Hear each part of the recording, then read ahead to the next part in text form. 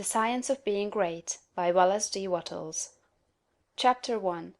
Any Person May Become Great. There is a principle of power in every person. By the intelligent use and direction of this principle, man can develop his own mental faculties.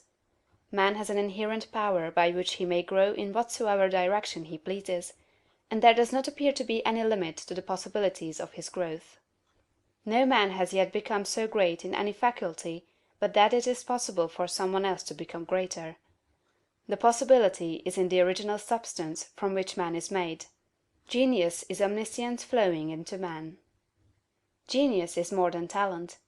Talent may merely be one faculty developed out of proportion to other faculties, but genius is the union of man and God in the acts of the soul. Great men are always greater than their deeds. They are in connection with a reserve of the power that is without limit. We do not know where the boundary of the mental powers of man is. We do not even know that there is a boundary. The power of conscious growth is not given to the lower animals. It is man's alone, and may be developed and increased by him. The lower animals can, to a great extent, be trained and developed by man. But man can train and develop himself. He alone has this power, and he has it to an apparently unlimited extent. The purpose of life for man is growth, just as the purpose of life for trees and plants is growth. Trees and plants grow automatically and along fixed lines. Man can grow as he will. Trees and plants can only develop certain possibilities and characteristics. Man can develop any power, which is or has been shown by any person, anywhere. Nothing that is possible in spirit is impossible in flesh and blood. Nothing that man can think is impossible in action. Nothing that man can imagine is impossible of realization. Man is formed for growth, and he is under the necessity of growing. It is essential to his happiness that he should continuously advance.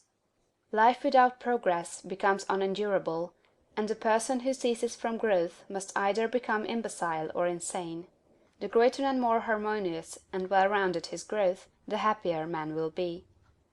There is no possibility in any man that is not in every man. But if they proceed naturally, not two men will grow into the same thing, or be alike. Every man comes into the world with a predisposition to grow along certain lines, and growth is easier for him along those lines than in any other way.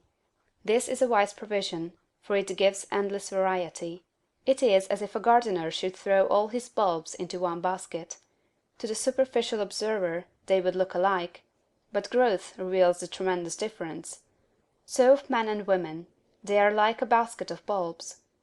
One may be a rose, and add brightness and color to some dark corner of the world. One may be a lily, and teach a lesson of love and purity to every eye that sees. One may be a climbing vine, and hide the rugged outlines of some dark rock.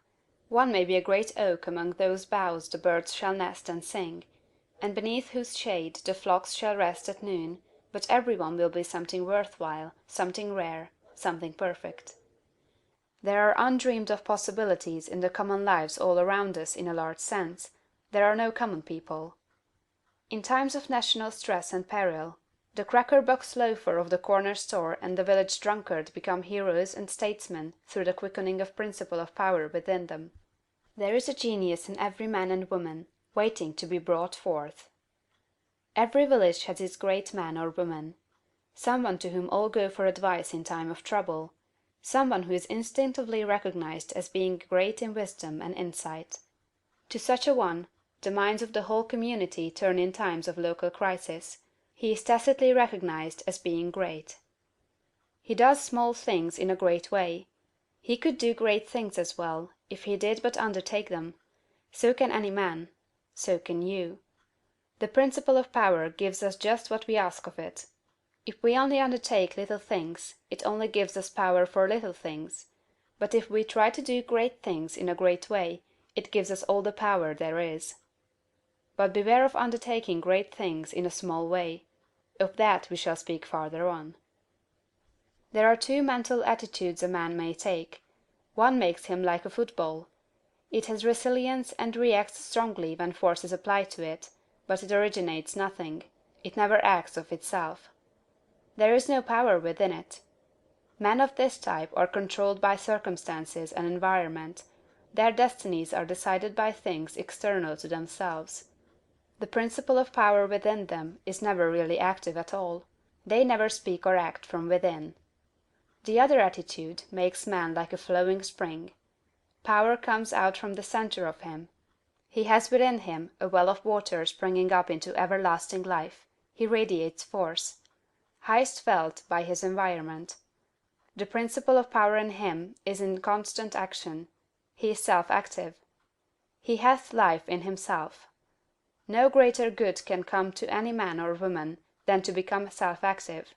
All the experiences of life are designed by Providence to force men and women into self-activity, to compel them to cease being creatures of circumstances and master their environment.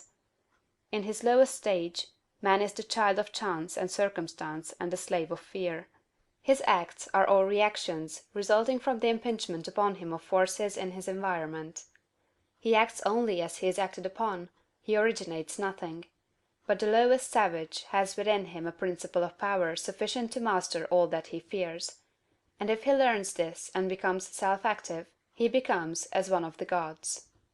The awakening of the principle of power in man is the real conversion, the passing from death to life. It is when the dead hear the voice of the Son of Man, and come forth and live. It is the resurrection and the life. When it is awakened, man becomes a son of the highest, and all power is given to him in heaven and on earth. Nothing was ever in any man that is not in you. No man ever made more spiritual or mental power than you can attain, or did greater things than you can accomplish. You can become what you want to be. End of chapter 1.